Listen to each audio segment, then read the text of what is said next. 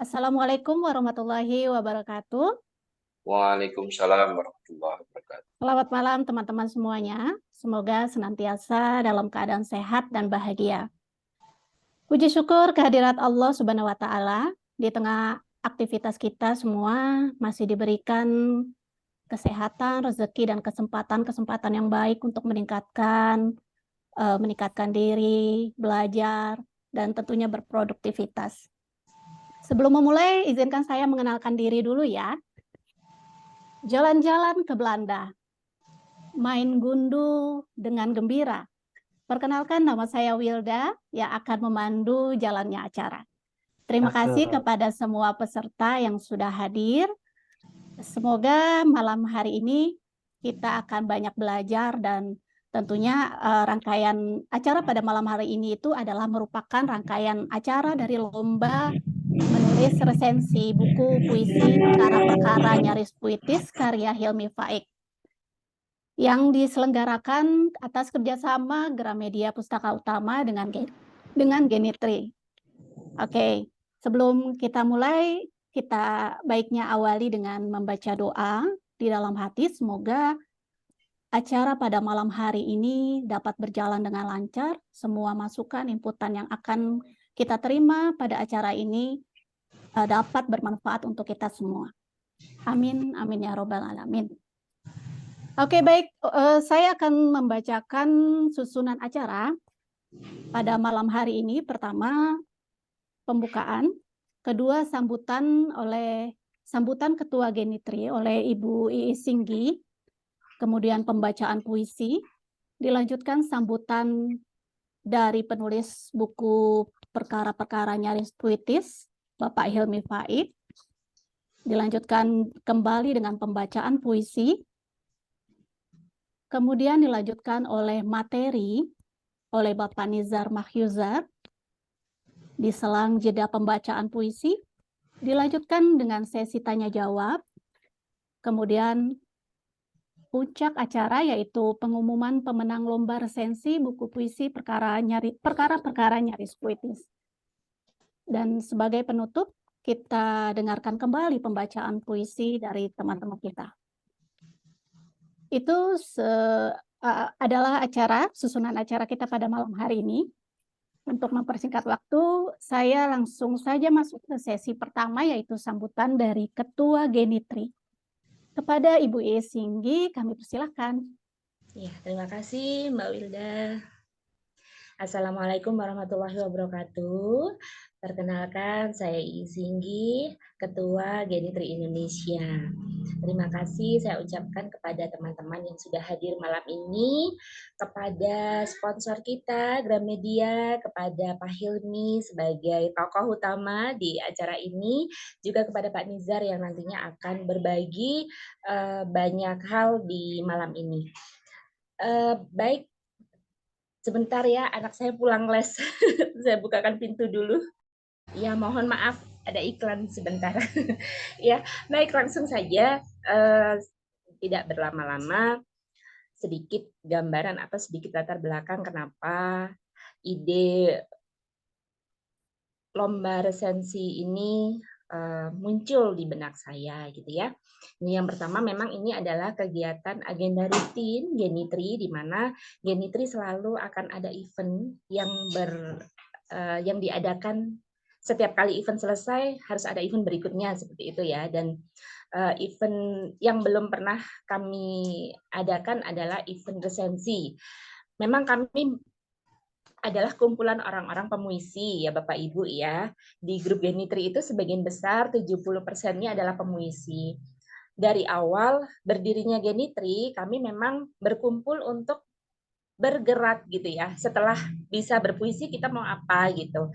Nah, sampai di hampir 1,5 tahun ini memang belum pernah ada lomba puisi karena dari Bapak Genitri memang menyarankan untuk kita membuat kegiatan-kegiatan yang pelengkap gitu. Jadi kalau lomba puisi sudah banyak di luar, maka kita buat sesuatu yang pendampingnya puisi tadi itu gitu. Tujuannya apa? Tujuannya kembali kita akan menemukan bibit-bibit unggul yang nantinya akan terus bisa bergerak setelah kita, gitu. Jadi sesuai dengan visi misi kami ya, belajar, berbagi, dan bergerak. Kalau sudah belajar, sudah bisa, kemudian berbagi dan bergerak. Bergerak itu ya harus terus berkontribusi terhadap dunia literasi, terutama sastra, gitu ya. Nah, lomba resensi ini awalnya saya dengan Pak Hilmi. Kenapa Pak Hilmi yang saya jadikan ini ya target gitu, bukunya Pak Hilmi. Nggak ada apa-apa juga sebenarnya, hanya obrolan ringan aja. Sebelumnya saya mau ngadakan resensi pokoknya gitu, tapi belum ketemu. Nah, waktu itu ngobrol dengan Pak Hilmi, saya mengajukan buku cerpen Pak Hilmi untuk dijadikan resensi. Ternyata awalnya Pak Hilmi iya gitu. Nah, waktu mau kita udah mau jadi lombanya berbarengan dengan launching buku puisi beliau gitu. Jadi Pak Hilmi bilang terserah deh buku yang mana kan gitu. Ya udah sekalian buku puisi saya gitu. Nah, ternyata alhamdulillah saya mengajukan untuk kerjasama dengan Gramedia dan dapat ACC gitu ya. Nah, sampai hari ini tadi saya tuh balak-balik mau nangis gitu ya. Mau cerita ini juga ingin nangis gitu. Saya sangat terharu sekali dengan lomba resensi ini ya. Ternyata dari awal saya mempromosikan event ini, kemudian melayani beberapa penanya peserta, itu saya baru sadar gitu ya teman-teman, betapa lomba ini nggak semudah yang kita bayangkan gitu. Saya awalnya cuman ya pokoknya lomba gitu aja, lomba yang beda gitu. Lah begitu saya jalani bener-bener ya, itu ternyata memang berat gitu. Satu, lomba ini harus resensi satu buku puisi gitu. Sedangkan kita memahami satu puisi saja, yang seorang pemuisi itu kan berat ya, nggak semua bisa juga. Nah ini buku satu. Ditambah lagi masih harus mereview. Mereview itu kan berarti membuat sebuah konten semenarik mungkin yang bisa diupload gitu. Nah yang ketiga harus mempublikasikan, di mana ini karya kita itu dibaca secara umum. Dibutuhkan mental yang benar-benar tangguh ya untuk berani menampilkan kemampuan kita yang bisa dibaca siapapun. Dan yang keempat, ternyata harus modal. Untuk ikut acara ini harus modal, harus beli bukunya dulu gitu kan, dimana bukunya sudah sangat sulit untuk ditemukan di toko-toko. Bahkan Pandisar sendiri juga tidak menemukan di kotanya kan, habis di Malang juga tinggal di satu toko. Jadi lomba ini ada, bukunya sudah sulit dicari gitu. Jadi memang benar-benar perjuangan. Alhamdulillah dari sekian ratus ya, hampir 1.000 orang yang saya hubungi, kami mampu menarik 45 dan itu sudah luar biasa menurut saya. Dengan lomba yang tingkat kesulitannya tadi seperti itu. Dan Masya Allah ya, saya tetap 45 itu nilai yang buat saya luar biasa gitu. Kalau dilihat dari 4 kesulitan tadi itu ya. Jadi malam ini saya ucapkan selamat kepada 44 pengirim karya. Kalian hebat dan kita patut mengucapkan selamat kepada diri kita sendiri. 6 besar yang terpilih itu bukan berarti yang lainnya jelek ya, enggak. Karena memang tingkat lombanya sudah sangat sulit gitu. Jadi memang keterampilan, kemudian kekuatan baca itu dan keberanian menaklukkan tantangan itu benar-benar harus teruji gitu. Jadi yang belum masuk 6 besar nanti nggak usah kecewa ya, karena kalian sudah pemenang gitu. Dari hampir 1.000 orang yang saya japri satu persatu untuk ikut lomba ini, dan hanya 44 yang akhirnya berangkat itu namanya udah bagus banget gitu loh. Jadi kalian itu sudah memenangkan dari sekian ribu orang, sekian ratus orang yang saya hubungi.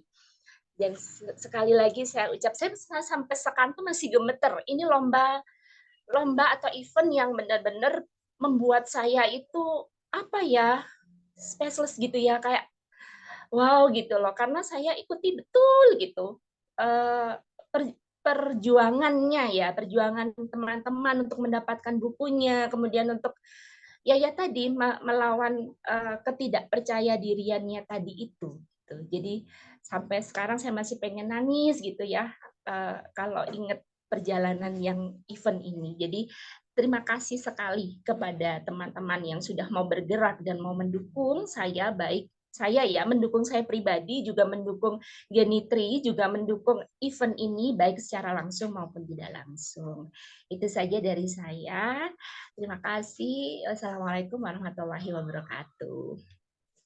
Waalaikumsalam warahmatullahi wabarakatuh. Ternyata ada kisah di balik ini semua ya, Budi ya. Oke, semoga semua yang diupayakan kita itu akan berbuah manis. Kita lanjutkan langsung aja acara kita selanjutnya, yaitu pembacaan puisi oleh Kak Dansain. Kak Dansain sudah siap? Baliho itu di jalan-jalan. Kak Dansain itu Dahlan Husain ya? Halo Kak Dahlan Husain. Halo. Are you ready? Ready. Oke, silakan.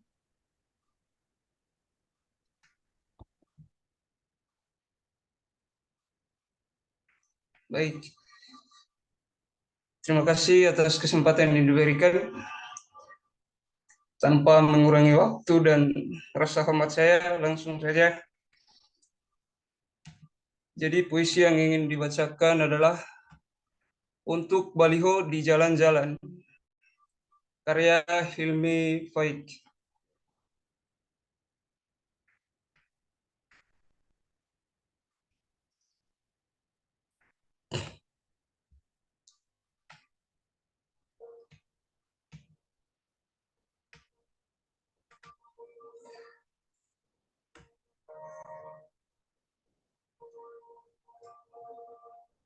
Untuk Baliho di Jalan-Jalan oleh Hilmi Faik.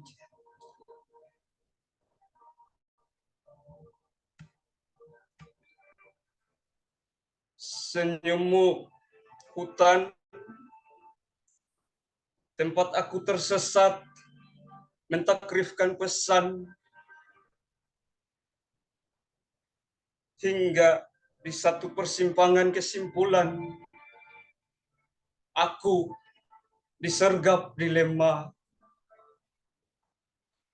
Ini berujung surga atau neraka?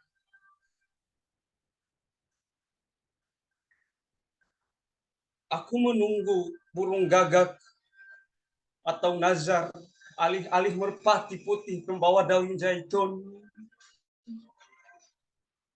Bintang-bintang berkarat telah kutitipkan kepada kapal karam. Tinggal setangkup beras dan sedikit garam demi menebus sisa perjalanan.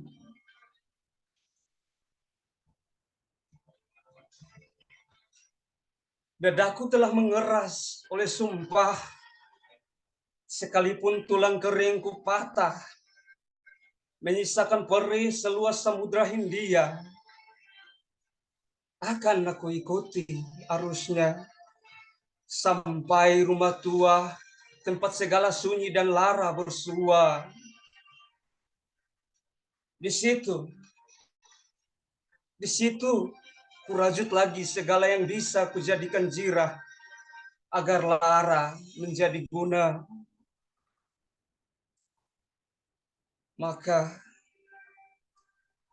jika senyummu hanya menawarkan duka, pergilah, sebab itu sia-sia bagi dada yang telah mengeras oleh sumpah. Pergilah, sebab itu sia-sia bagi dada yang telah mengeras oleh sumpah.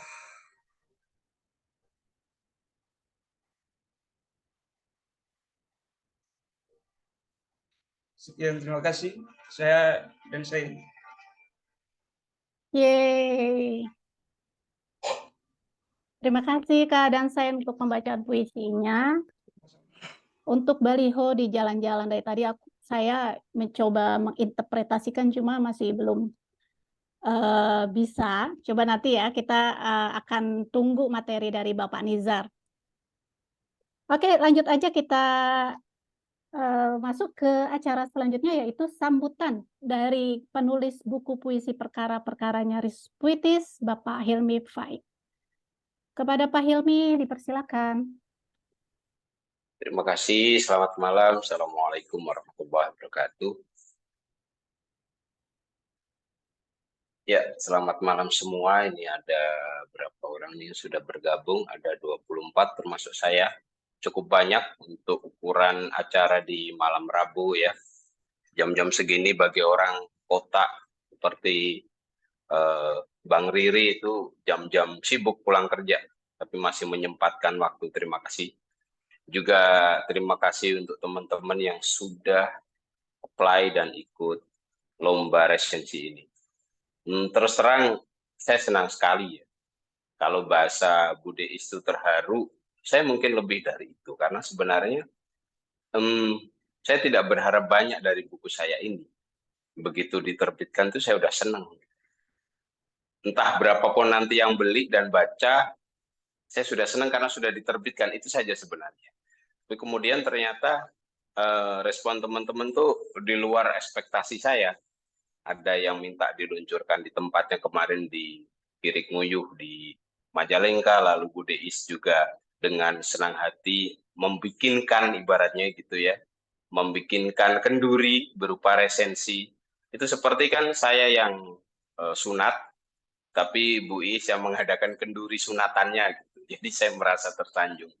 Padahal sunat saja cukup gitu misalnya.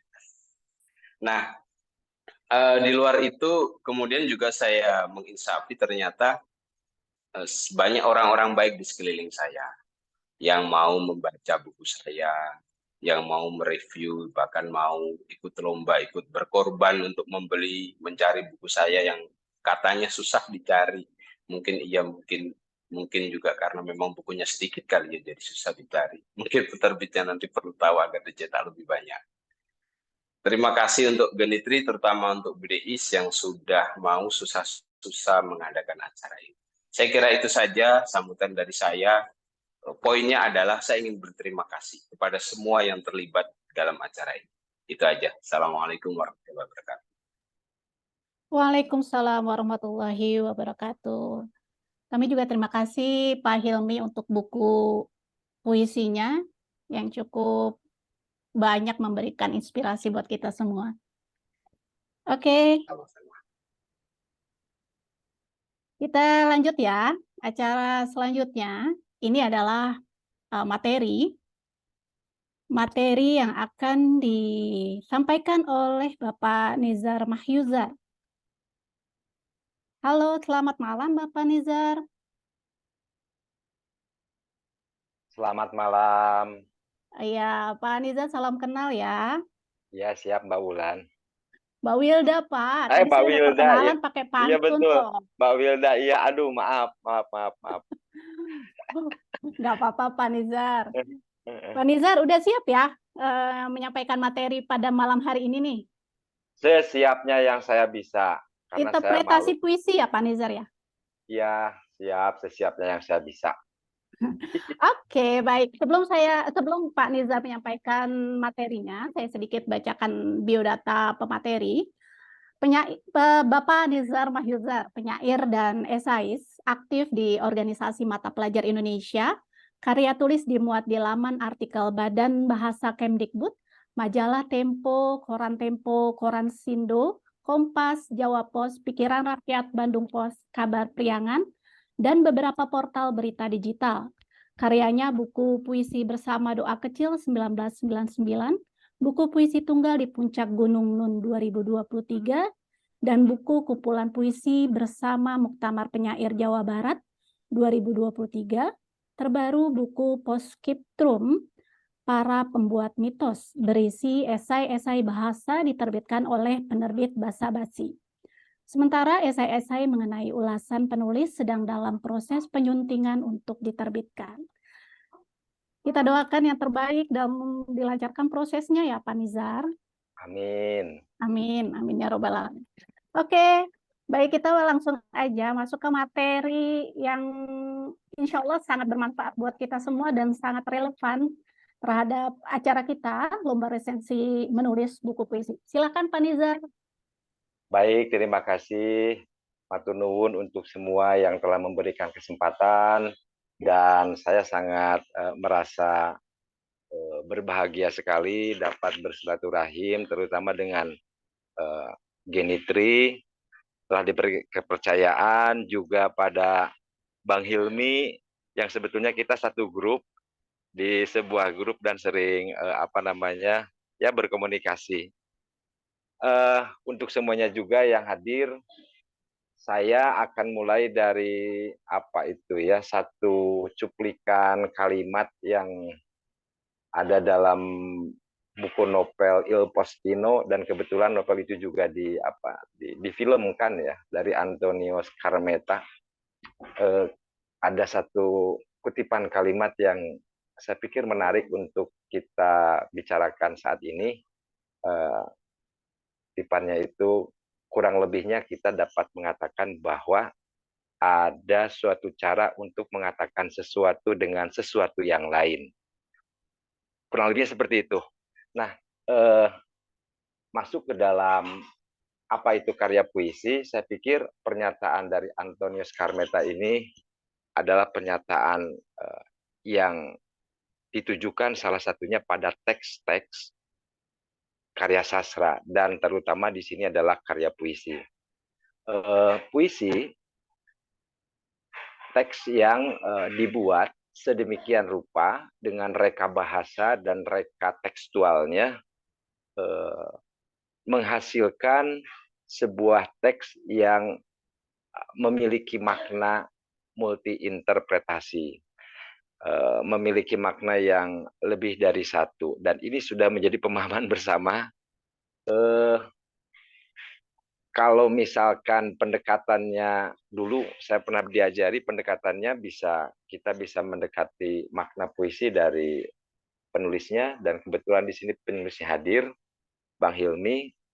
Kemudian kita juga bisa mendapatkan makna dari keobjektifan teks yang dibangun atau dijamin melalui tata bahasa yang diwujudkan ke dalam larik-larik membangun bait.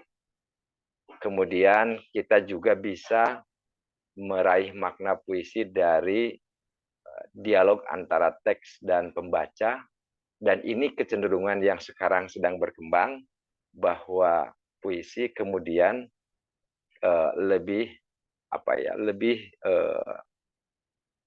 maknanya akan lebih terasa ketika pertemuan antara pemahaman pembaca dan dunia yang terbakukan di dalam teks puisi.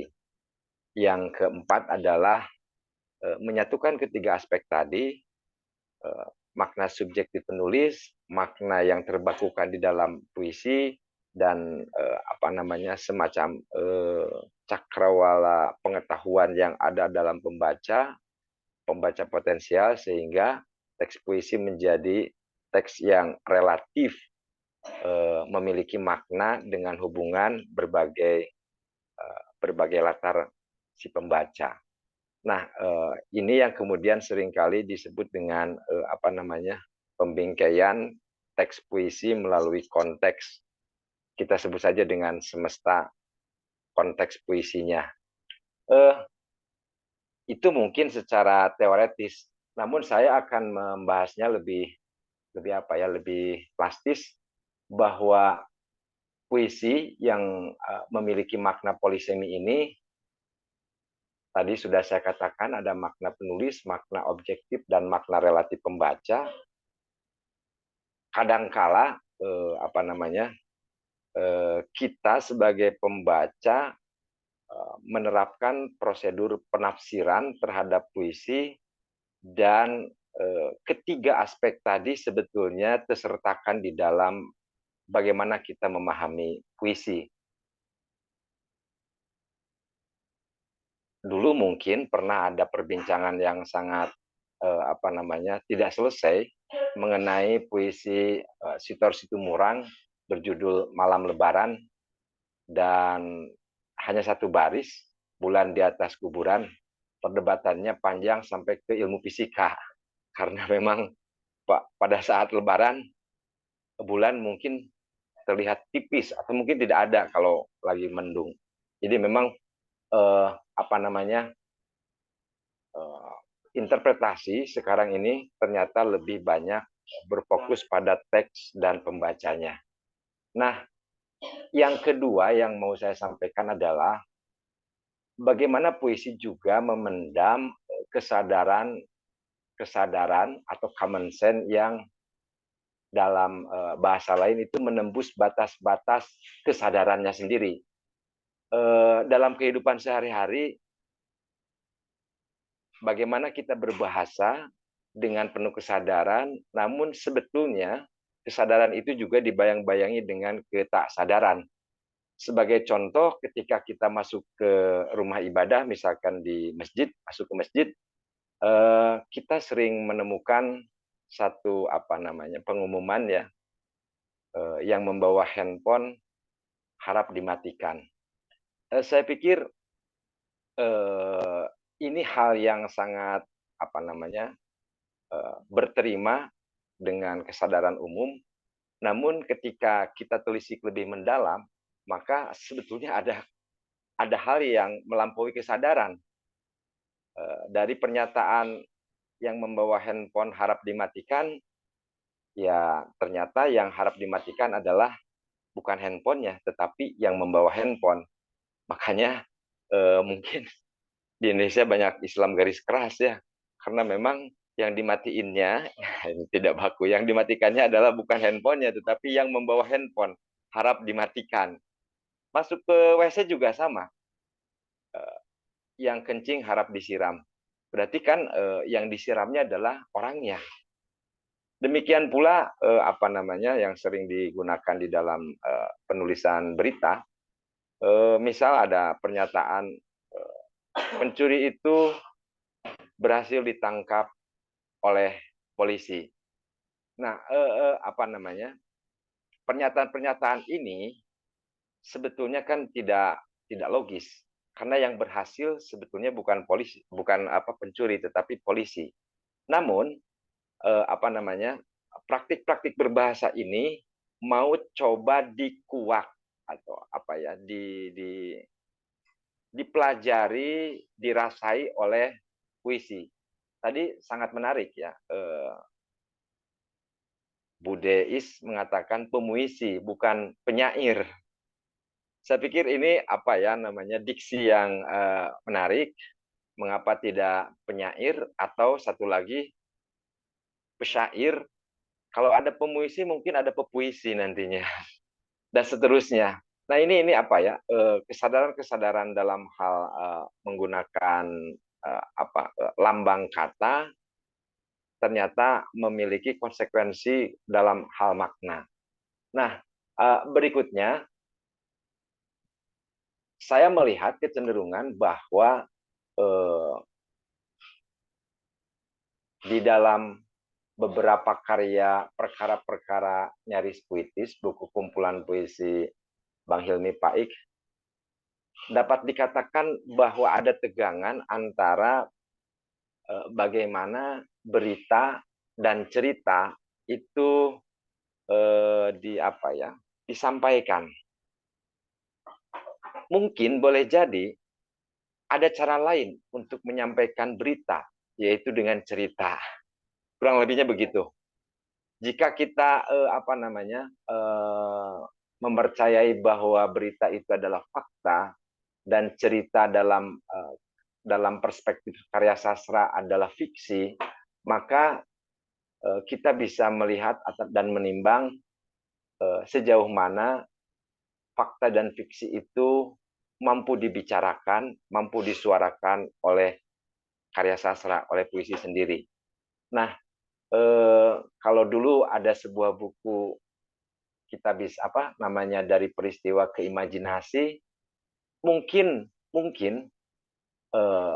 karena saya melihat latar belakang Bang Hilmi Paik sebagai seorang jurnalis, mungkin puisi ini adalah pemolaan yang terbalik dari peristiwa ke imajinasi. Saya bisa mengatakan bahwa puisi-puisi Bang Hilmi ini adalah dari imajinasi ke peristiwa. Kita ambil contoh misalkan satu puisi yang berjudul Jangan Percaya Kata-Kata di halaman 144. Di dalam buku tersebut saya bacakan bait satunya. Semua bermula dari cinta, lalu kau ungkapkan dengan kata-kata. Kata-kata yang tak pernah bisa mewakili semua cinta, kata yang mereduksi cinta. Nah, kalau kita lihat ini, apakah ini dari peristiwa ke imajinasi atau dari imajinasi ke peristiwa? Nanti akan sampai pada bagaimana seorang penulis punya disiplin berita dan satu lagi adalah punya disiplin cerita. Saya lanjutkan ke bait kedua. Semua bermula dari fakta. Lalu kau ceritakan lewat kata-kata, kata-kata yang tak pernah bisa menceritakan seutuh fakta, kata-kata mereduksi fakta. Di bait 1 dan 2 itu ada kesejajaran. Kata yang mereduksi cinta, yang di bait kedua kata yang mereduksi fakta. Dan di bait ketiga, lalu bangunlah orang-orang yang lebih suka pada cerita daripada fakta.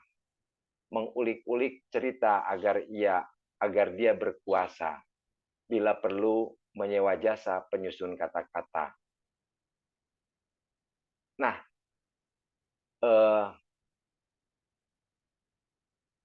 Bang Hilmi Paik ini lebih memilih bahasa sehari-hari, namun di balik bahasa sehari-hari ini ada berbagai lintasan dan rangkaian peristiwa yang sebetulnya itu tidak sesederhana atau acuan dunianya tidak sesederhana yang bisa kita bayangkan.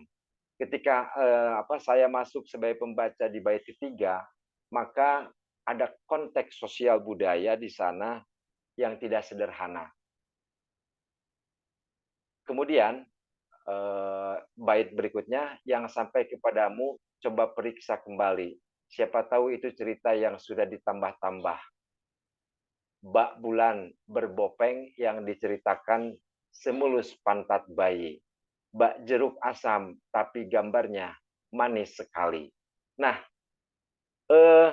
di bait ke-5 inilah gaya bahasa dalam pengertian majas itu muncul. Gaya bahasa perumpamaan bak. Dan kemudian di bait ke-6, masihkah kau lihat pelangi seusai gerimis? Seperti pagi atau embun yang bercumbu mesra semi-semi, lebih baik percaya mata daripada kata-kata, sungguh pun mata kadang juga lebih mendusta. Jadi apa yang dibangun kemudian didekonstruksi kembali di bait ke-6 di baris terakhir, sungguh pun mata kadang juga lebih mendusta. Ditulis tahun 2020. Nah, puisi Jangan Percaya Kata-Kata, saya pikir ini adalah satu strategi bagaimana membakukan sebuah pengalaman dan pengetahuan hidup.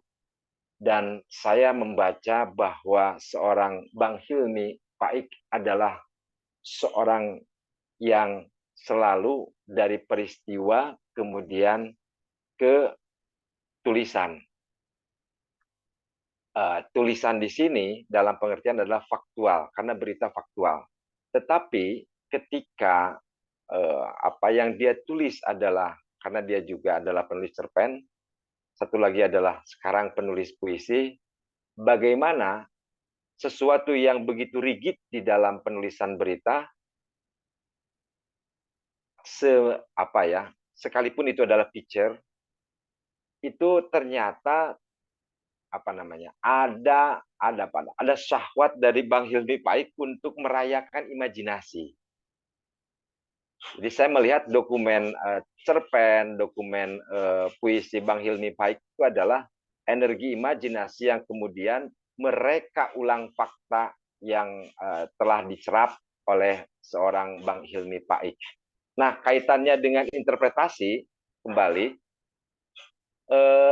puisi adalah teks yang polisemi, teks yang memiliki ambiguitas, multivalensi, maknanya lebih dari satu, dan ada berbagai kemungkinan untuk kita bisa memaknai. Ketika Bang Hilmi ada, kita bisa bertanya. Ketika Bang Hilmi tidak ada, kita bisa menyandarkan pada kode bahasa yang ada di dalam teks puisi itu melalui berbagai baris, hubungan antar baris yang menjadi bait, dan hubungan antar bait yang menjadi kesatuan sebuah puisi. Nah, namun yang kedua yang perlu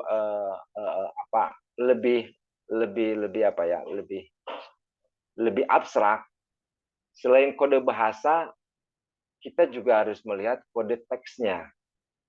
Dalam pengertian bahwa Bang Hilmi, salah satunya ya, bagaimana memperlakukan diksi dan gaya bahasa di dalam menulis puisi.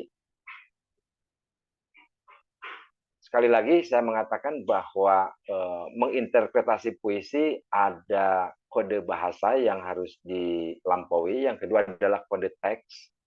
Dalam kasus puisi-puisi Bang Hilmi, saya melihat ada kecenderungan bahwa pilihan kata yang diambil adalah bahasa sehari-hari, tetapi tidak menyederhanakan acuan makna, acuan dunia yang akan disampaikan.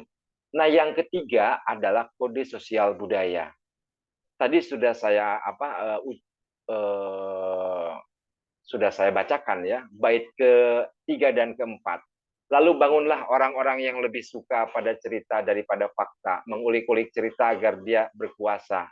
Bila perlu menyewa jasa penyusun kata-kata. Ingatan saya langsung kepada influencer dan buzzer. Ingatan saya langsung ke sana. Kemudian yang sampai kepadamu coba periksa kembali. Jangan-jangan bukan fakta, tetapi sesuatu yang tidak mengandung kebenaran. Coba periksa kembali. Siapa tahu itu cerita yang sudah ditambah-tambahi. Lalu kesananya adalah gaya bahasanya, bak bulan berbopeng yang diceritakan semulus pantat bayi, bak jeruk asam tapi gambarnya manis sekali. Nah, kode sosial budaya ini yang paling sulit karena apa? Karena membutuhkan pengetahuan di luar teks, yaitu bagaimana pemahaman kita terhadap peristiwa-peristiwa yang sekalipun tidak berhubungan, ketika si pembaca potensial memiliki pengalaman yang nyaris sama, maka dia akan memaknainya sesuai dengan pengalamannya. Nah, yang terakhir, mungkin ini yang terakhir ya. Berapa menit lagi waktu saya? Masih ya? Bisa ya? Masih panjang, Pak. Silakan. Oh iya. Yang terakhir yang mau saya katakan adalah yang akan saya sampaikan. Saya sangat mengapresiasi bagaimana lomba resensi digelar dari berapa 1.000 yang dihubungi secara wapri, dan yang nyangkut hanya 45. Itu sebuah prestasi yang dahsyat. Karena apa? Karena di tengah arus kebiasaan kita yang memirsa dan tiba-tiba harus menulis, membaca dan menulis. Generasi yang muda-muda sekarang senangnya kan menonton, melihat, memirsa. Agak sedikit menghindari kegiatan membaca lalu menulis. Saya guru di sebuah SMA, betapa kegiatan menulis itu menjadi barang istimewa. termasuk juga di guru-guru sebetulnya. Termasuk juga di guru-guru. Nah, maksud saya, kegiatan meresensi adalah kegiatan bahasa di atas bahasa, berbahasa di atas berbahasa.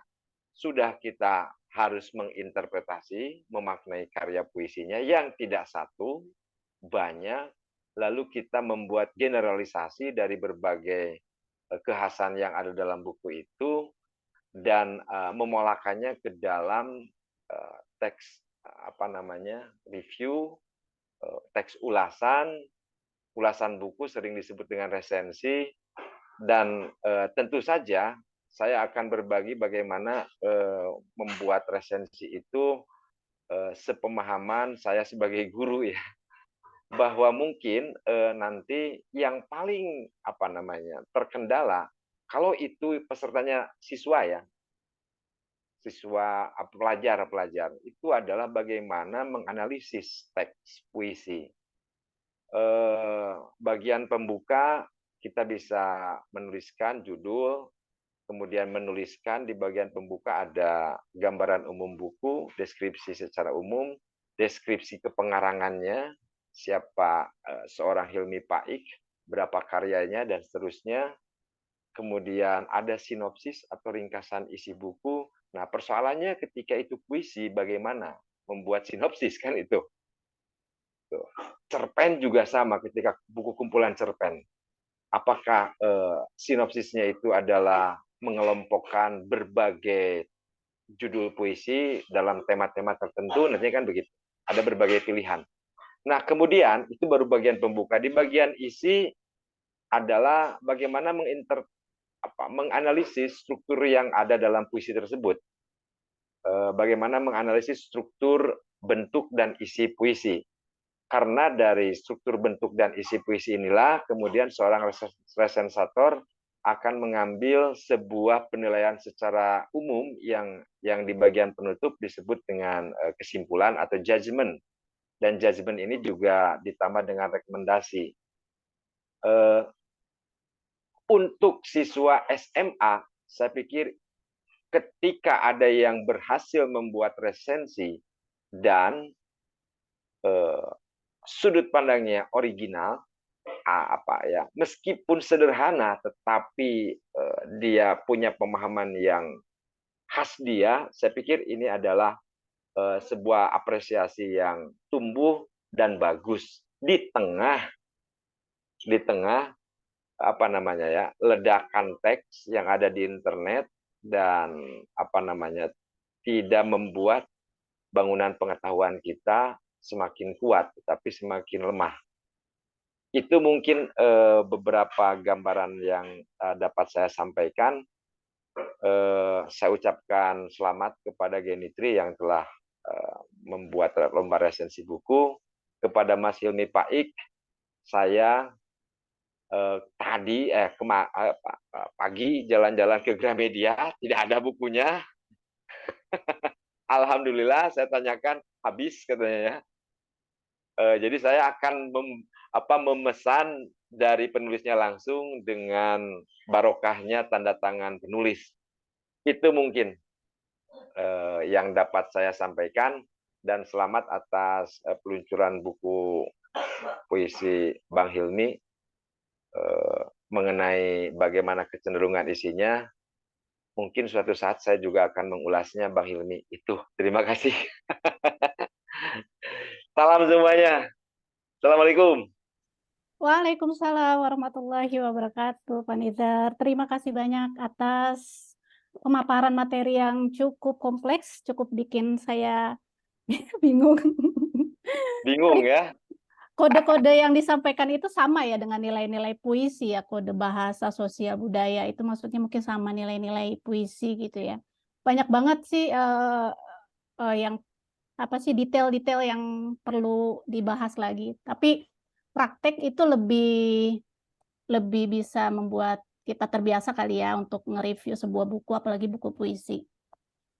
Untuk nge-review buku non-fiksi aja itu lumayan susah, apalagi ini buku puisi. Tapi luar biasa nih peserta di sini semua sudah mengirimkan resensi yang cukup bagus atas buku puisinya Pak Hilmi.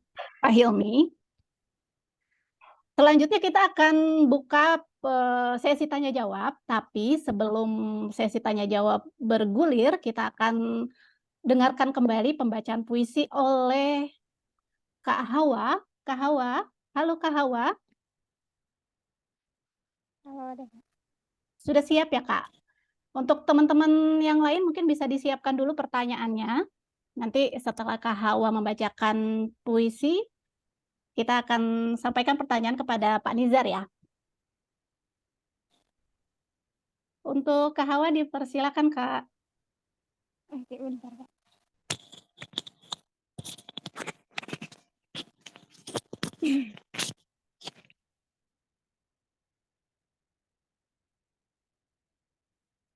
Bentar, Kak.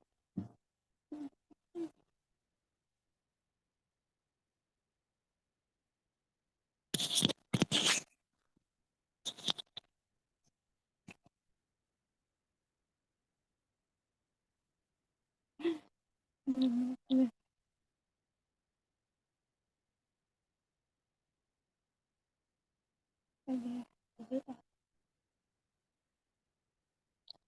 Bentar, Kak, bentar.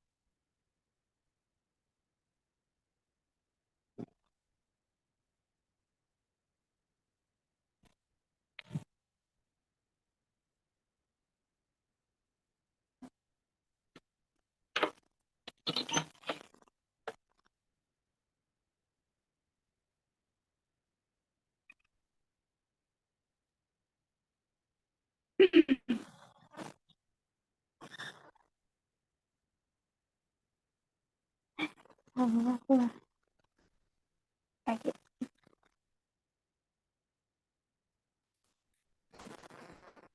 Oke, baik. Izin membacakan satu naskah karya dari Pak Hilmi.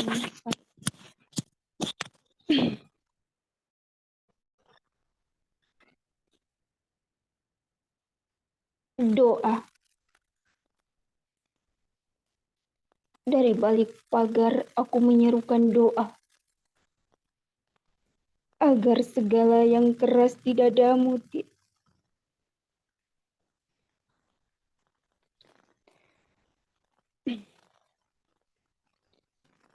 agar segala yang keras di dadamu meniada. Kelak akan kuajak engkau kembali menyusuri jalan, menikmati kupu-kupu yang saling goda di pucuk-pucuk bunga.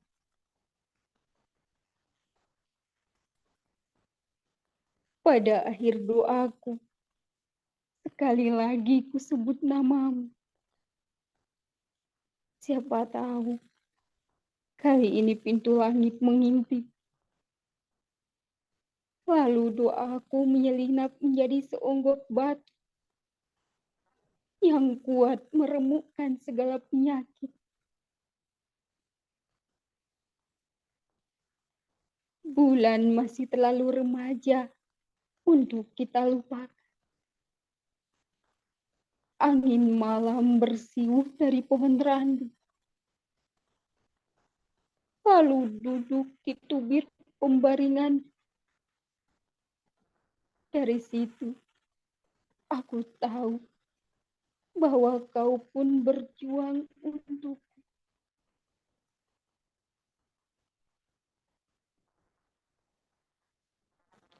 dalam tarikan nafas yang kian sesak dan berat. Diam-diam kita saling mendoakan. Kunang-kunang tetap menyala terbang. Matahari terus mengirim kasih. Dan kita akan selalu kuat berdiri. Kali ini dan tentu untuk esok hari 2021. Sekian dan terima kasih. Terima kasih Kak Hawa. Boleh dong Sama-sama, Kak. nambah lagi? Enak loh suaranya. Teman-teman udah siap yang mau mengajukan pertanyaan? Silakan raise hand atau di kolom komentar. Jangan lupa sebutkan nama dan asal domisili. Yuk, mumpung Pak Nizarnya standby nih. Ada yang mau nanya?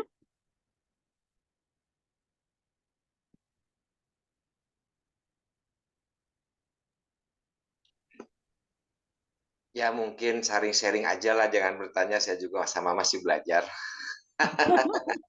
Ya, boleh sharing-sharing. Biar tidak sungkan, saya Ini juga ada. sama masih belajar. Oke, siap Pak. Kak Mulia, silakan Kak Mulia.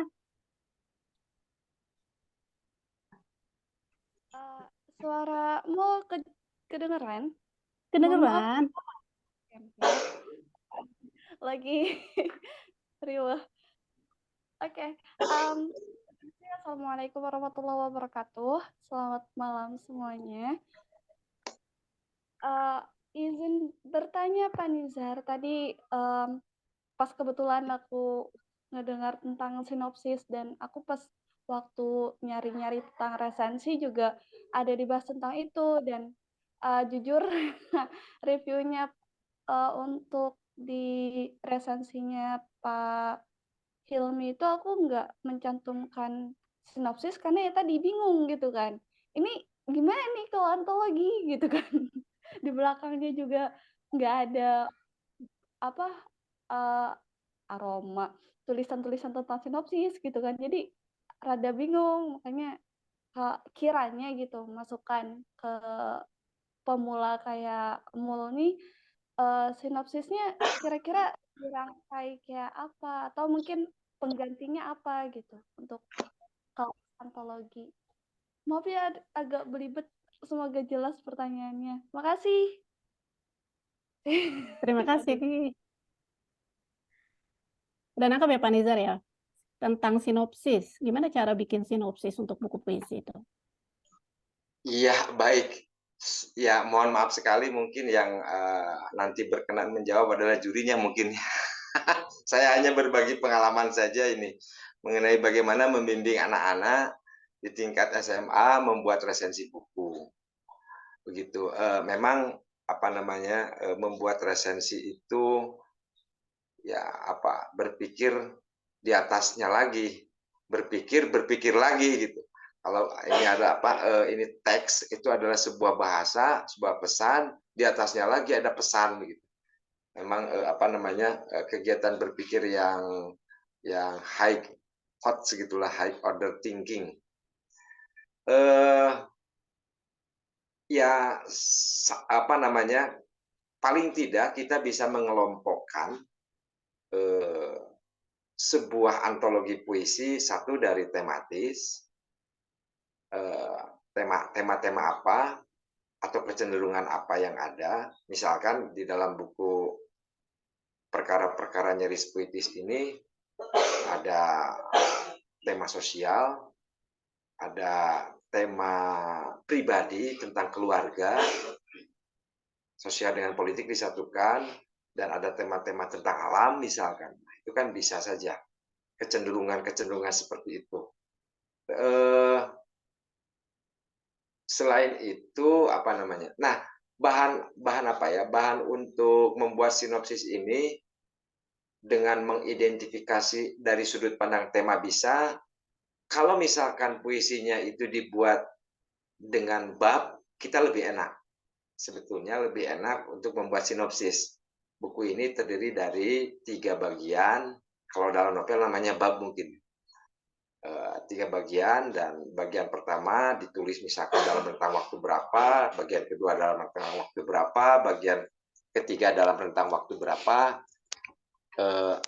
Nanti dari itu kita bisa melihat bagaimana perlintasan gagasan yang ditawarkan oleh penulis kepada kita sebagai pembaca. Nah, apa namanya? Kita masuk misal sudah selesai membuat sinopsis sebagai bahan. Nah, tentu saja setiap pembaca itu punya pengalaman yang berbeda. Boleh jadi buku yang sama, ini kan kayak siapa itu teman saya yang apa Bung Hikmat dan kebetulan dimuat di koran Kompas resensi tentang buku Bang Hilmi ini, kan lebih melihat bagaimana buku puisi Bang Hilmi ini dari sudut pandang apa namanya ya, pemilihan tema yang diucapkan dalam bahasa yang sederhana, dalam tanda petik tidak menyederhanakan kompleksitas gagasan yang mau disampaikan atau pesan yang mau disampaikan. Kayak begitu. Dan itu akan ketemu dengan sendiri mungkin nantinya ke depan. Termasuk juga dalam antologi cerita pendek sama seperti itu. Itu mungkin. Oke, baik. Jadi untuk membuat sinopsis di buku puisi kita bisa pakai trik tematik tadi ya. Dikelompokin dulu, nanti kita pilih yang paling kita mungkin pahami, terus kita uraikan gitu ya, Pak. Iya, betul. Gitu ya. Kak Mulia gimana, Kak Mulia? Udah cukup?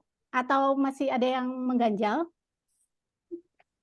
Aku ini sih lebih kayak bener-bener pengen lagi punya banyak pertanyaan terkait ini gitu. Jadi aku tahan, takut apa ya? Maksudnya ya teman-teman yang lain dulu. Tapi kalau misalnya nggak ada, aku bakalan lanjutin. Kalau memang masih ada sesinya juga. Karena menurutku emang resensi itu mungkin waktu SMP, SMA pernah lah ya dengar resensi. Tapi untuk kayak betul-betul menggeluti itu belum, baru kali ini nih tertarik untuk ngelakuin gitu kan. Jadi kayak ilmunya dari nol lagi nih. Kayak gitulah Kak, kira-kira. Oke, baik kamu. Coba kita lihat lagi peserta yang lain. Apakah ada yang mau bertanya? Berbagi saja. Berbagi bareng. Berbagi, sharing bareng. Pak Hilmi mungkin mau menambahkan juga. Boleh sharingnya. Saya dikasih tugas Bude untuk sambutan dan tugas saya sudah. Ya, tapi kira-kira gitulah apa yang tambahin. Yang sudah dijelaskan oleh Kang Nijar sih sudah jelas ya. Bahwa ya itu tadi meresensi itu adalah bahasa di atas bahasa. Artinya juga mungkin bisa dilihat bahwa sebuah buku itu posisinya di mana. Dalam konteks misalnya skena sastra yang lebih luas ini kira-kira posisinya di mana nih? Di pinggiran atau sebagai epigon atau sebagai hal yang bahkan tidak mewarnai kesusastraan, sekedar nambah jumlah buku saja atau punya hal-hal baru, itu juga menarik. Bisa juga dibaca secara parsial ya, tidak harus secara sepenuhnya, tapi dipilih aja. Tadi misalnya, oh ini yang menarik tema-tema ketuhanan, nah ambil aja semua yang ketuhanan itu lalu diulas. Oh ini yang menarik tentang asmara, ya udah diambil aja dipilihin tentang asmara lalu diulas, itu juga bisa begitu. Tapi yang saya lihat memang ada kecenderungan tidak begitu berani untuk mengkritik, ya. Untuk menjelaskan kurangnya di mana sih. Gitu. Kalau saya ditanya buku ini kurangnya apa? Kurang laris. Itu aja tambahan saya. Terima kasih. Kurang laris tapi udah nggak ada ya, udah jarang. Oh berarti kurang banyak. Kurang banyak cetaknya. Pak Hilmi, kenapa bukunya nggak ada daftar isi? Nah, itu juga sebenarnya bagian dari apa ya? Ya cari yang beda aja. Kadang yang beda belum tentu menarik gitu. Dan semoga itu menarik. Jadi kita berharap pembaca itu kemudian ingat itu di halaman berapa sih? Bukan lihat daftar isi baru ingat. Kan menarik. Kayaknya tadi baca tapi di mana ya? Di halaman berapa ya? Nah, ketersesatan itu kadang-kadang membawa kepada penemuan yang baru. Misalnya gini nih, aku mau nyari puisi tentang pengumuman. Itu di halaman berapa ya? Ternyata ketemunya, oh ini kok ada juga menarik puisi anjing misalnya. Nah gitu, mencari sesuatu sebelum ketemu, tapi ketemu yang lain. Gitulah kira-kira maunya.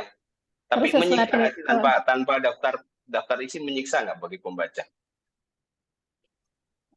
Kalau buat saya sih nggak menyiksa, cuman gregetan aja, pengen cepet ketemu gitu kan. Tapi lama nyarinya. Kemarin tuh yang bagus ini mana ya gitu kalau Pak. Iya, itu tuh. Kan terus dipaksa untuk menyigi lagi bahasa Kang Nijar tuh, mencari-cari lagi. Terus ketemu yang lebih menarik. Seperti apa ya? seperti kita kalau nyari pasangan hidup gitu, ya jauh banget. Misalnya Mbak Wilda nyari cowok yang ganteng, kemarin ketemu. Itu di mana dia? Tapi sebelum ketemu yang dicari tuh ternyata ketemu yang ganteng lain gitu kan, bisa saja belok. Bisa, Gitu. bisa. Jadi di puisi di buku itu saya berharap yang menarik tidak hanya satu tapi banyak. Sehingga tidak perlu halaman. Kalau semuanya menarik kan tidak perlu daftar isi. Karena pada dasarnya, karena seringkali daftar isi itu hanya untuk memilih mana yang menarik dan mana yang enggak. Nah, jangan-jangan juga nggak ada yang menarik, ya udah nggak usah dibeli. Gitulah kira-kira sosoknya gitu. Oke, baik Pak. Nah, itu kayaknya ini juga ya, akhirnya ketahuan loh Mbak Wilda dari Mm-mm. baru ini ya Pak Hilmi. Tadi nggak apa-apa ya, tadi kita bilangnya diskusi ini ya. Ya, ya. Akhirnya kita akan tahu loh pembaca kita basa-basi apa nggak memujinya kalau kayak gitu. Karena baca buku puisi yang saya tahu itu banyak kok di teman-teman kita itu yang bacanya dilompat-lompat sesukanya gitu, nggak urut gitu ya. Kayaknya triknya Pak Hilmi itu akhirnya kita tahu deh. Kalau ada halamannya kan kita udah tahu, oh puisi ini di halaman ini yang menarik gitu. Nah itu yang dipuji-puji seolah-olah kayaknya udah baca satu buku gitu ya. Padahal lompat-lompat bacanya.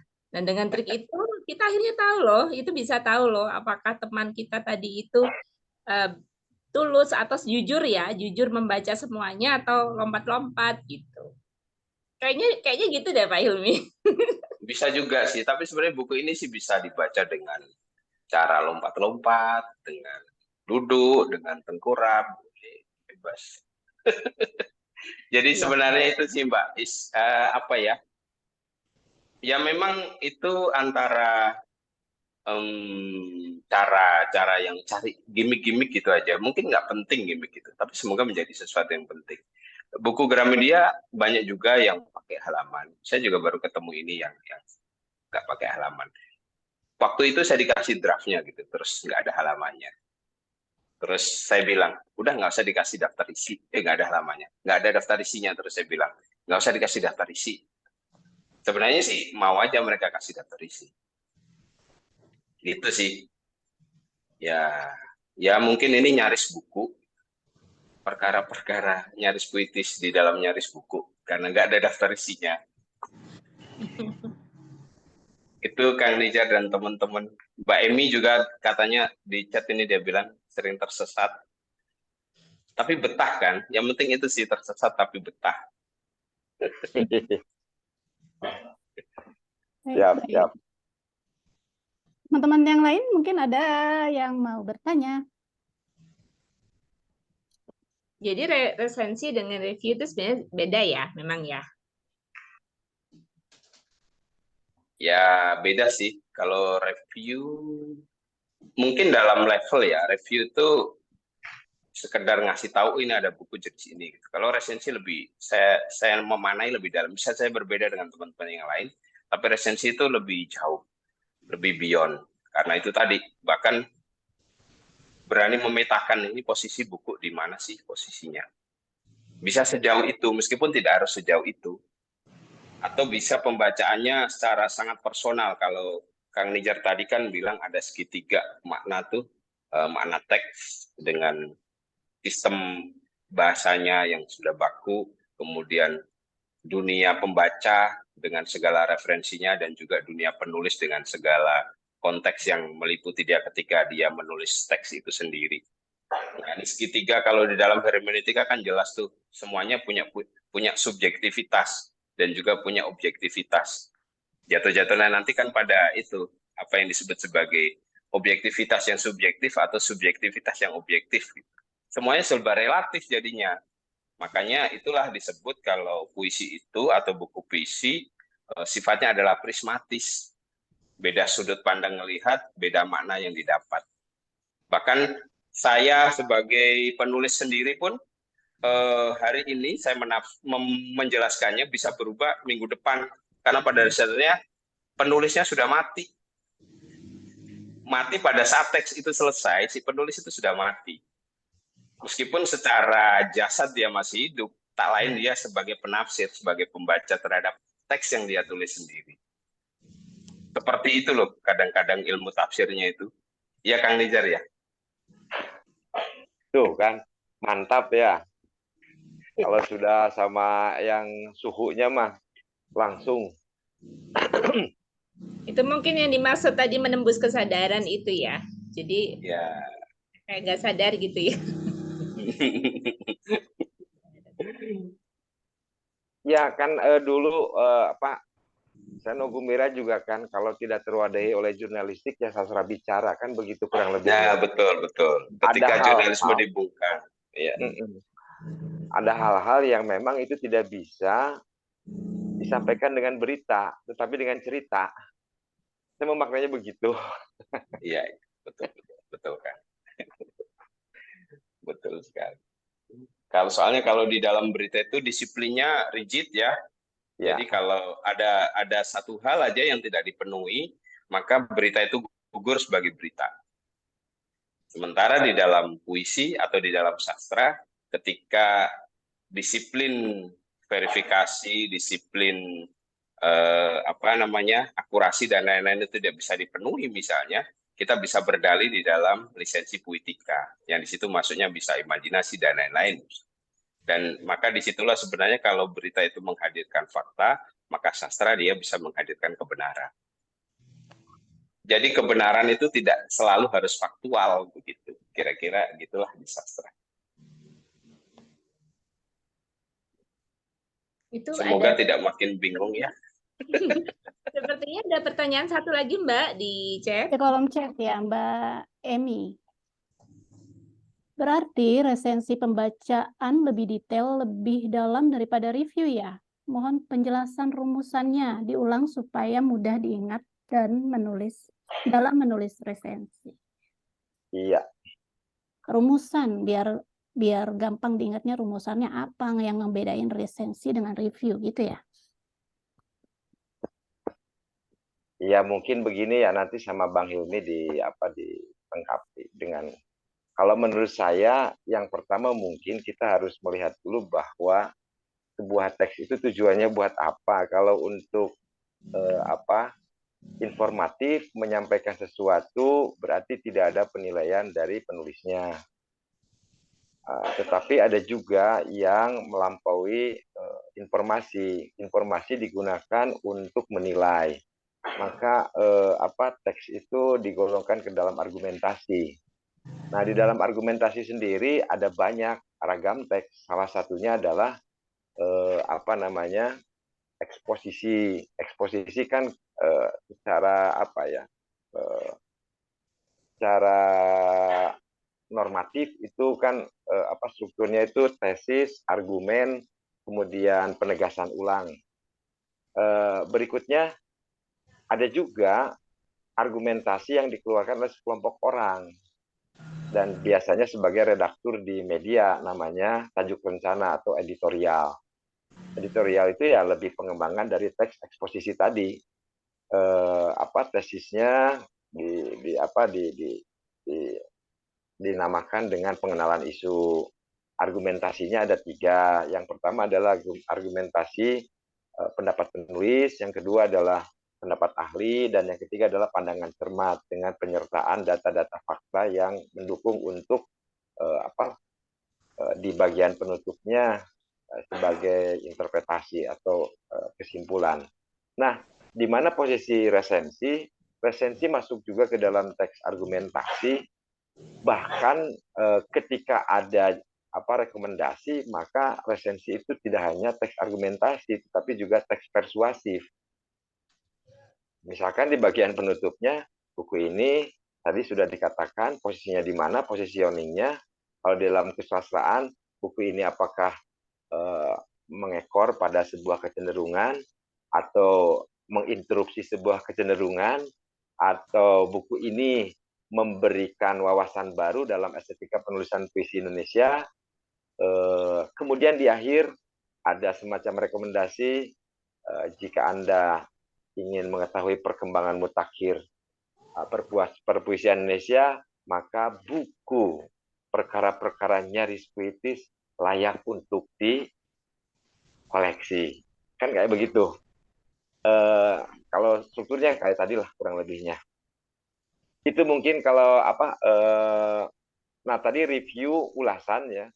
Ulasan yang dimaksud oleh Bang Hilmi, ulasan yang sifatnya apa ya, artikel sederhana yang biasanya menyertai apa menyertai platform apa ya, berita-berita lah yang sederhana seperti itu. Tetapi ya review juga bisa jadi lebih apa ya, lebih rigid, lebih ketat review ya, mengulas ulasan.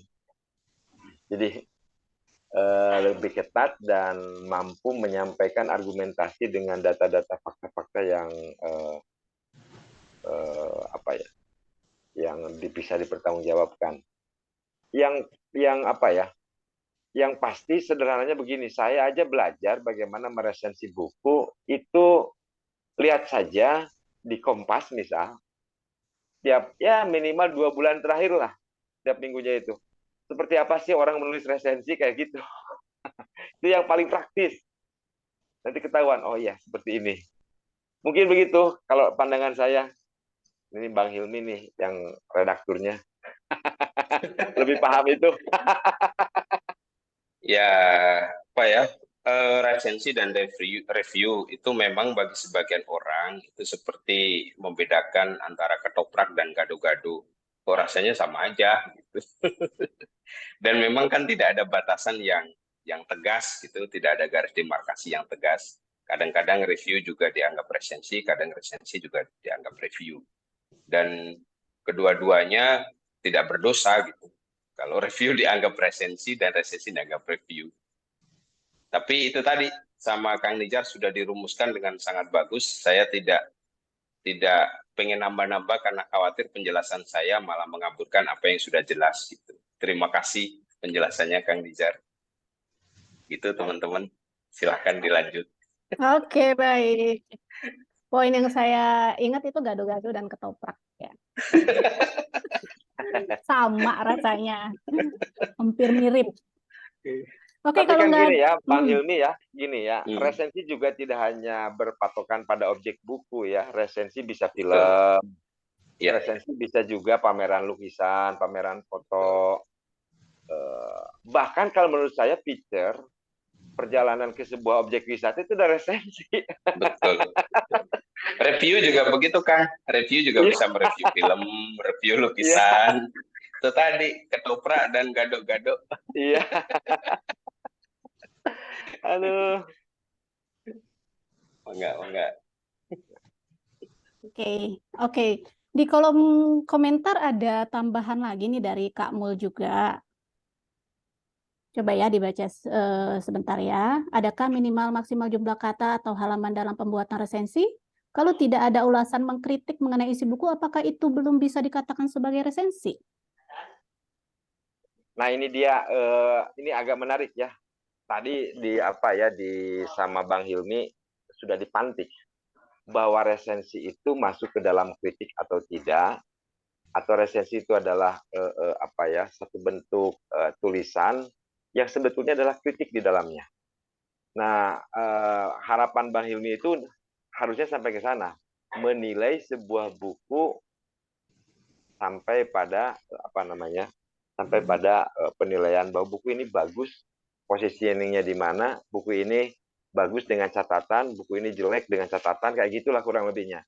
Tetapi bagi saya secara pribadi nih, saya secara subjektif, saya sering melihat sebuah buku bukan dari sudut pandang bagus atau tidak, tetapi saya melihatnya buku ini memiliki keistimewaan apa, dan itu yang akan saya eksplor untuk disampaikan kepada pembaca.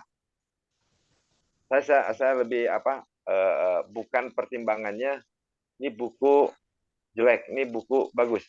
Nantinya jadi apa ya, kritikus itu kayak hakim jadinya. Resensator juga seorang pengkritik harusnya.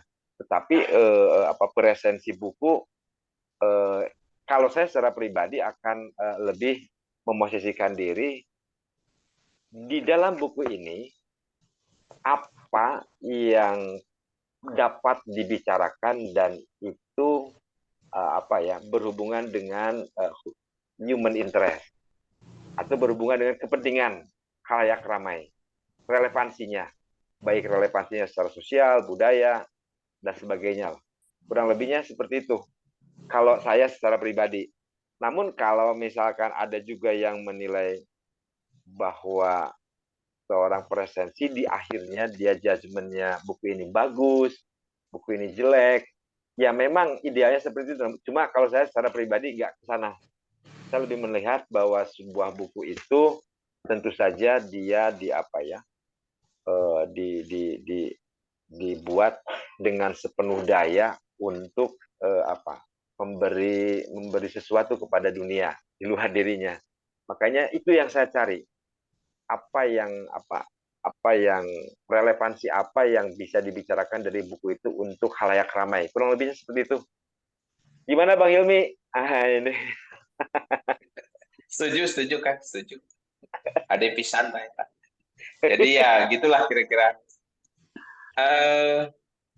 Ini juga ada di kolom komentar ada udah Riri bilang bahwa saya melakukan dengan clustering, misalnya mengumpulkan kata-kata yang muncul berapa kata ini berapa kali misalnya. Ini saya kira juga salah satu teknik ya dari meresensi, tapi kalau sepenafsiran saya yang dipaparkan oleh Uda Riri ini bisa disebut sebagai analisis konten. Sudah ke situ, jadi dikumpulin lalu dianalisis kira-kira kemana. Itu juga sangat bisa. Ada cara lain kalau di puisi itu bisa juga close reading ya kan, Nijar? Bisa juga pakai itu, dicek kecenderungannya, terus ini kira-kira maksudnya apa, per kalimat dibedah, bisa juga begitu. Meskipun bagi sebagian orang ini akan melelahkan. Bagi orang-orang yang tekun, itu akan menghasilkan sesuatu. Sesuatu itu bisa misalnya, oh ini ternyata ada hal-hal yang menarik, yang baru dia temukan, atau oh ini hanya pengulangan, juga bisa. Kalau nggak close reading ya bisa far reading ya, pembacaan jauh ini juga lebih rumit. Ini kayaknya Kang Nijar lebih bisa menjelaskan lebih jauh. Tapi kayaknya malam ini nggak perlu dibedah soal itu ya, karena nanti akan melelahkan dan panjang. Nanti saya siapkan ruang sendiri aja untuk yang gitu ya. Iya. Udah malam kan. Iya. Oke, semakin malam semakin menarik ya. Tapi karena waktunya semakin larut, kita lanjutin aja ya ke acara selanjutnya, ke puncak acara. Tapi sebelum kita dengerin siapakah pemenang lomba resensi, kita dengerin kembali pembacaan puisi dari Kak Nabila atau Kak Jack nih. Yang mana yang udah siap? Dua-duanya siap. Bang Jack nggak apa-apa. Oke. Jack Kapten. Cek, ada suaranya? Ada, Kak. Aduh, mantap nih. Puisi yang mau dibacakan sudah dibahas sama Pak Nijar. Oh iya, jangan percaya kata-kata. Aduh, mudah-mudahan nyampe lah ya interpretasinya ya, pada teman-teman ya.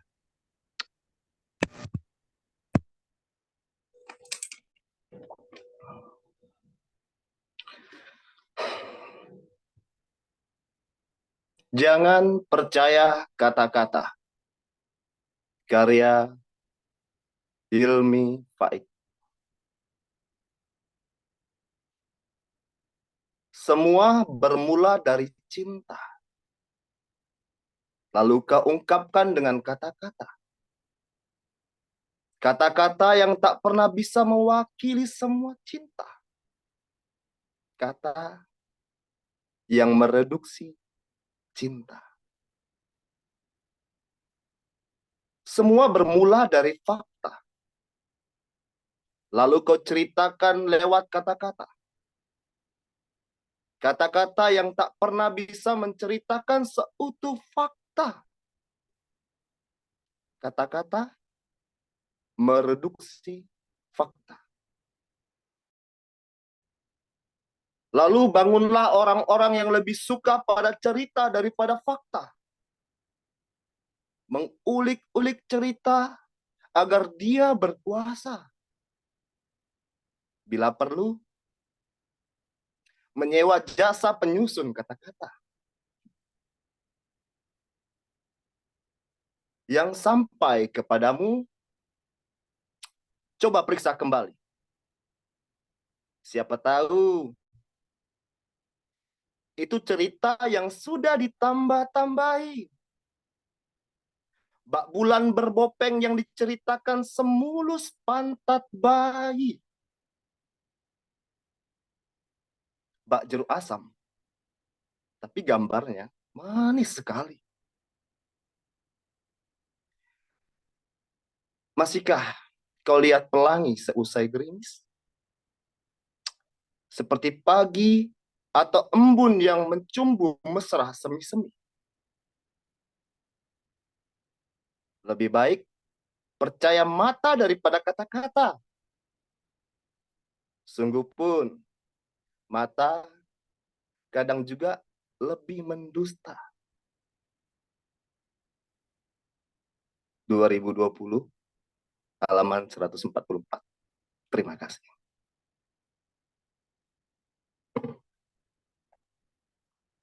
Oke, terima kasih Pak Jack. Nama benernya siapa sih? Kapten Jack. Aku suka susah. Jangan percaya kata-kata laki-laki. Kok curhat? Kok cuma Oke, ini masuk ke acara inti nih, Bude.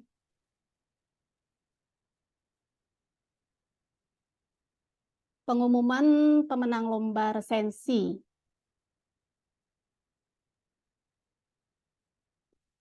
Sudah siapkah, Bude? Connecting, oke.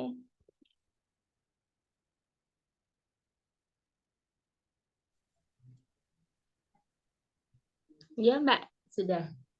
Putar dulu. Oke. Bismillahirrahmanirrahim ya.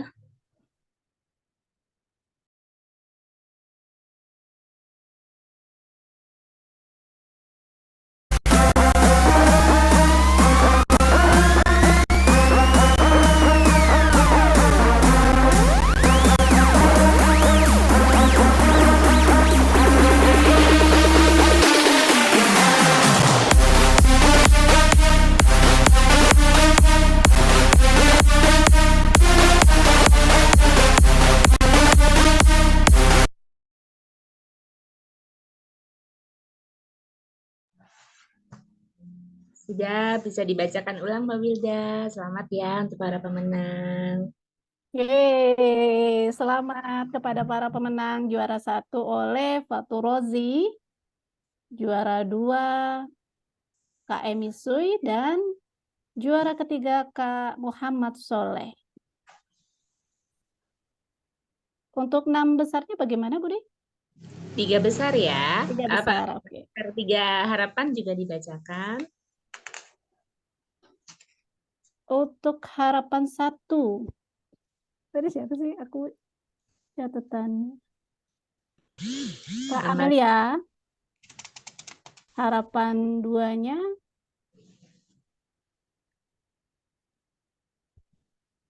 Oh, maaf, Bude. Harapan Silakan dibacakan. Iya, harapan 1-nya Kak Amalia. Harapan 2-nya Daven. Oh, ya. Harapan 3-nya NK. Oke, selamat. Mohon maaf ini catatannya hilang. Atuh, kumaha eta. Datang nggak ya yang menang ya? Para pemenangnya datang nggak nih? Ayo, tampakkan diri kalian. Daren ya, David Daren yang harapan 2. Hadir. Ayo, ini karena saya harus laporan ke Gramedia ya, jadi saya minta yang menang-menang untuk menyalakan kamera. Biar saya nanti difoto ya. Tapi saya pengen ngucapin terima kasih banyak kepada Pak Kris Triwarseno ya. Nanti Pak Kris dapat hadiah langsung dari saya. Karena Pak Kris ini pengirim pertama, jujur yang memantik semangatnya teman-teman, khususnya Genitri, akhirnya berani mengirim. Ini pelopor, meskipun mungkin tidak masuk di 6 besar, tapi khusus dari saya untuk Pak Kris nanti, saya makasih banyak. Saya merasa ditemani berjuang gitu kemarin. Pak Kris, ayo dong. Tanya. Saya tuh setiap kali ngomongin event ini tuh bawahnya pengen nangis, bener. Jadi banyak, ya sama seperti yang dirasakan Pak Hilmi, ternyata di sekitar kita tetap banyak orang-orang yang baik. Gitu. Bu Emi, selamat. Kak David, Terima selamat. kasih. Terima Ya, kasih Mbak Iis, terima kasih tim juri dan panitia. Juga penulis bukunya Mas Hilmi. Mas Arsata, Terima kasih terima banyak. kasih ya. Selamat ya, selamat. Ya, terima kasih banyak Bu Ya. Niis. Terus siapa tadi ya? Yang Kazil? Kazil juga hadir, tapi ini di dalam pondok. Oh, Jadi sepertinya sembunyi-sembunyi juga. Pak Kris ini kemana sih ya Allah? Trenku ini. Tetap semangat ya untuk teman-teman semua yang belum masuk. Insya Allah nanti kita juga banyak program yang mungkin bisa diikuti. Termasuk ini sudah muncul di benak saya. Mungkin kita bisa satu saat ya. Dalam waktu dekat inilah kita nanti bikin workshop untuk resensi. Gitu ya.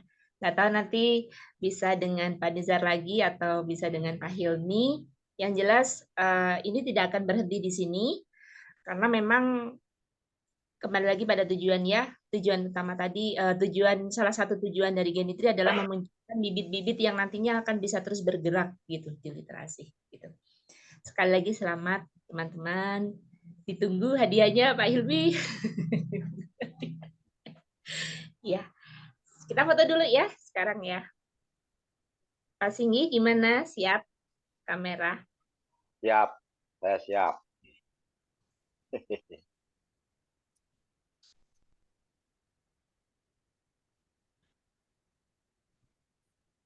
Ya, terima kasih banyak. Kalau langsung mungkin udah saya peluk semua ini ya. Ya, Senang deh dipeluk Mbak Iis. iya. Saya diwakili Pak Singgi aja. Selalu siap itu, Pak. Nggih. Silakan Terima Mbak kasih Wilda. juga teman-teman. Terima kasih banyak. Silakan dilanjut acaranya apa selanjutnya. Kayak ulang tahun ya Pak Hilmi ya rasanya ya. Itu saya tuh padahal nggak pengen sering-sering ulang tahun, cepet tuan. Saya maunya 4 tahun sekali aja ulang tahunnya. Oke.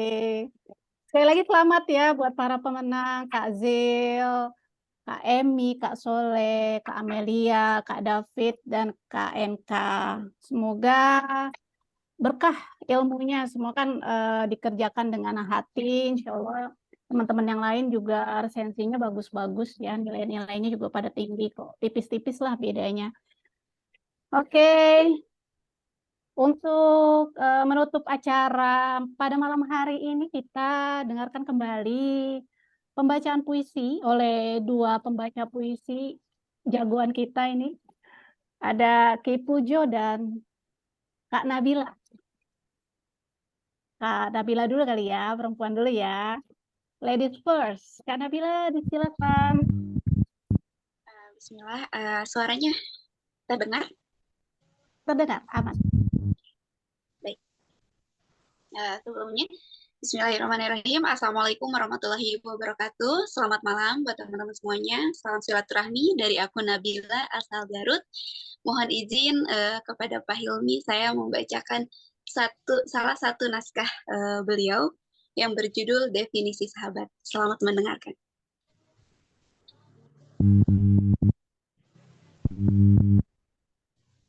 Definisi sahabat karya Hilmi Faik.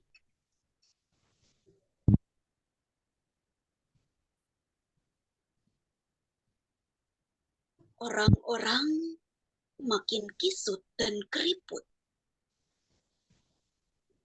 Beban hidup memakan segala kebahagiaan dan kecerahan raut. Sementara kita di sini bernaung di bawah pohon candaria, tempat dedaunan puisi yang bersemai. Dan kadangkala bernyanyi bersama siuh angin atau cericit kenari. Langit membiru oleh senyummu. Udara makin sejuk oleh celoteh jenakamu. Makin kesini, aku tahu tak ada obat awet muda yang lebih mujarab daripada persahabatan kita. Sebelum kita bersua dalam ruang dan waktu ini, hari-hariku amburadul seperti sapi mandul yang dipaksa beranak pinak 3 atau 5. Lalu aku, kamu, dan kamu yang kemudian menjadi kita. Hari-hariku indah penuh canda. Biarkan orang menganggap kita norak asal beretika. Kita ini seperti ngompol. Orang lain melihat celana basah, tapi hanya kita yang merasakan hangatnya. Terima kasih. Terima kasih, Kak Nabila. Keren ya. Kapan aku bisa baca kayak gitu? Tipu Jo. Kelas yang jagoannya di ini belakang. Kedengaran nih suaranya? Suara aman, Ki. Oke. Selamat malam semuanya, Pak Ilmi. Juga Genitri, sukses acaranya. Selamat juga buat para pemenang. Tentunya selepas malam itu, jadilah ada lomba resensi ini. Jadi saksi kegiatan saat itu ya. Mencoba ikutan bersuara di malam hari ini.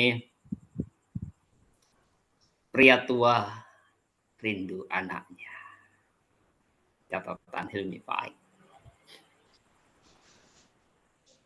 Kau lempar jala ke tengah sungai dengan harapan masih ada sisa ikan bertahan.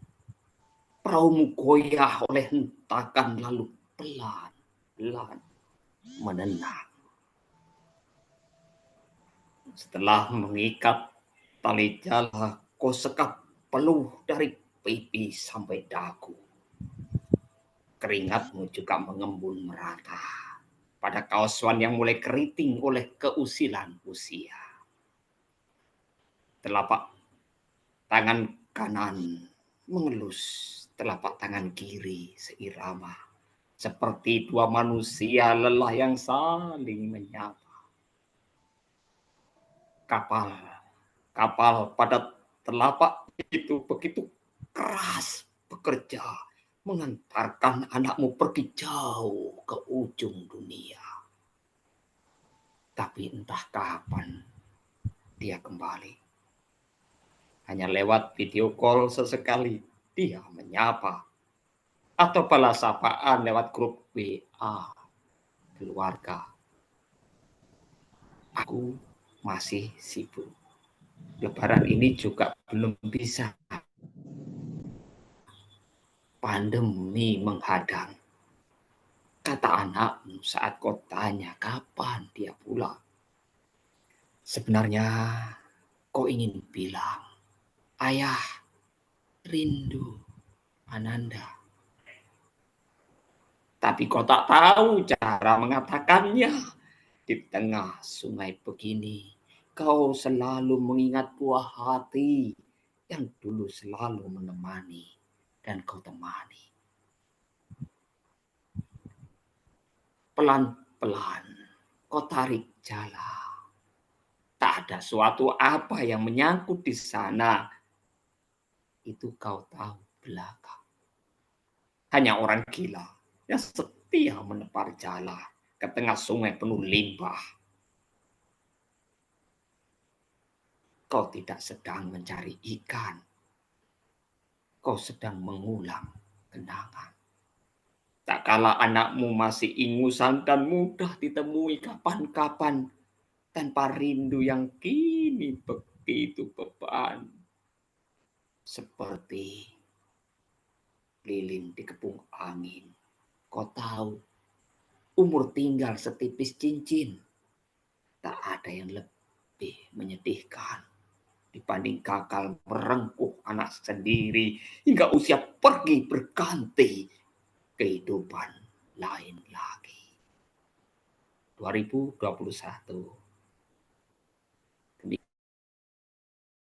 Terima kasih. Terima kasih, Ki Pujo. Alhamdulillah, rangkaian acara pada malam hari ini telah usai.